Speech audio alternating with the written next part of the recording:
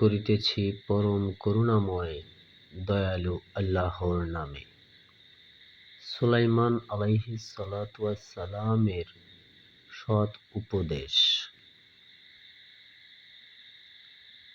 জ্ঞানী ছেলে বাবার জীবন আনন্দ আনে, কিন্তু বিবেচনাহীন ছেলে মায়ের জীবনে দুঃখ আনে। অন্যায়ভাবে পাওয়া ধন কোনো লাভ হয় না, কিন্তু ঈশ্বরের প্রতি ভক্তি মৃত্যু থেকে উদ্ধার করে।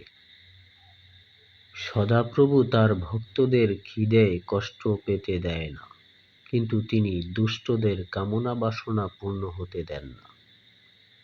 অলসতা মানুষকে গরিব করে, কিন্তু পরিশ্রম ধন নিয়ে আসে। জ্ঞানী ছেলে গরমকালে ফসল জমা করে, কিন্তু লজ্জাদায়ী ছেলে ফসল কাটবার সময় ঘুমিয়ে থাকে। ঈশ্বর ভক্তদের মাথায় অনেক আশীর্বাদ নেমে আসে, কিন্তু দুষ্টদের অত্যাচারী মনোভাব তাদের মুখের কথায় ঢাকা পড়ে। ঈশ্বর ভক্ত লোকদের স্মৃতি আশীর্বাদ আনে, কিন্তু দুষ্টদের নাম পচে যায়। যার অন্তরে জ্ঞান আছে সে আদেশ মানে, কিন্তু বকবক করা অসার বিবেক লোক ধ্বংস হয়ে যাবে।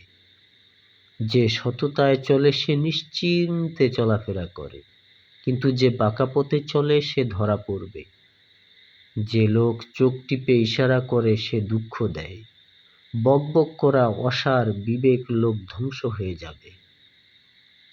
ঈশ্বর ভক্তদের মুখ জীবনে ফেরার মতো, কিন্তু দুষ্টদের অত্যাচারী মনোভাব তাদের মুখের কথায় ঢাকা পড়ে।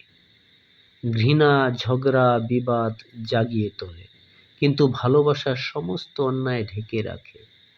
যাদের বিচার বুদ্ধি আছে তাদের মুখে জ্ঞান পাওয়া যায়।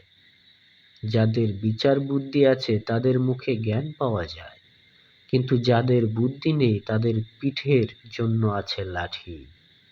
জ্ঞানী লোক জ্ঞান জমা করে, কিন্তু অসার বিবেকের মুখ সর্বনাশ ডেকে আনে।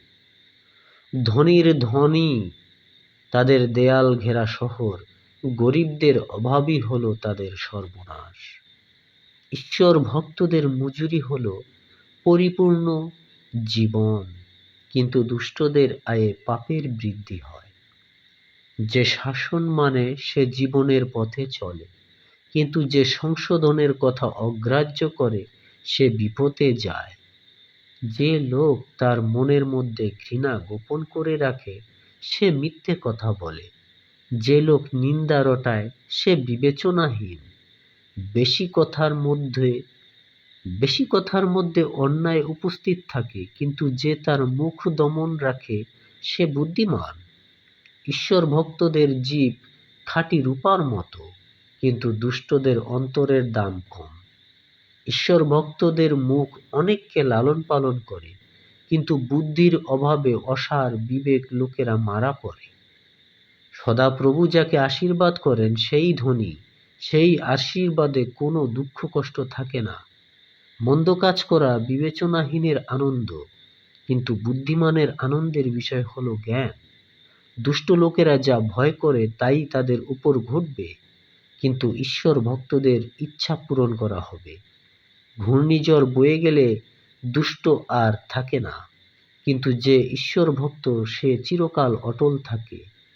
দাঁতে সিরকা আর চোখে ধুমা লাগলে যেমন কষ্ট হয়, তেমনি যারা অলসকে কোথাও পাঠায় তারা কষ্ট পায়।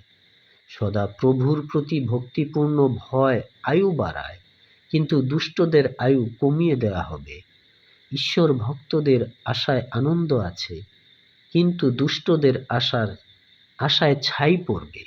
সদাপ্রভুর পথ সৎ লোকদের জন্য দুর্গের মতো, কিন্তু যারা মন্দ কাজ করে তাদের জন্য তা সর্বনাশ। ঈশ্বর ভক্ত লোকেরা সব সময় অটল থাকবে, কিন্তু দুষ্ট লোকেরা দেশে বাস করতে পারবে না।